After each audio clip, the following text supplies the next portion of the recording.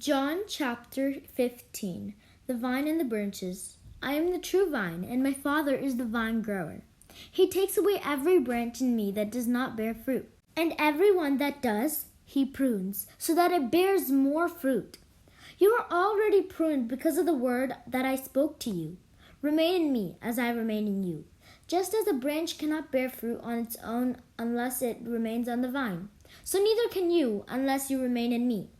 I am the vine, and you are the branches. Whoever remains in me and I in him will bear much fruit, because without me you can do nothing. Anyone who does not remain in me will be thrown out like a branch and wither. People will gather them and throw them into a fire, and they will be burned.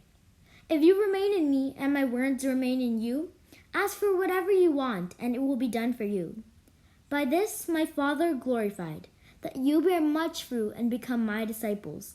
As the Father loves me, so I also love you. Remain in my love. If you keep my commandments, you will remain in my love, just as I have kept my Father's commandments and remain in his love. I have told you this so that my joy may be in you and your joy may be complete. This is my commandment. Love one another as I love you.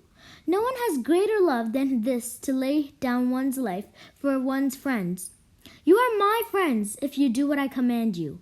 I no longer call you slaves, because a slave does not know what his master is doing. I have called you friends, because I have told you everything I have heard from my Father. It was not you who chose me, but I who chose you and appointed you to go and bear fruit that will remain, so that whatever you ask the Father in my name, he may give you. This I command you, love one another. The world's hatred. If the world hates you, you realize that it hated me first. If you belonged to the world would love its own. But because you do not belong to the world, and I have chosen you out of the world hates you. Remember the word I spoke to you? No slave is greater than his master. If they persecuted me, they will also persecute you. If they kept my word, they will also keep yours. And they will do all these things to you on account of my name, because they do not know the one who sent me. If I had not come and spoken to them, they would have no sin. But as it is, they have no excuse for their sin. Whoever hates me also hates my Father.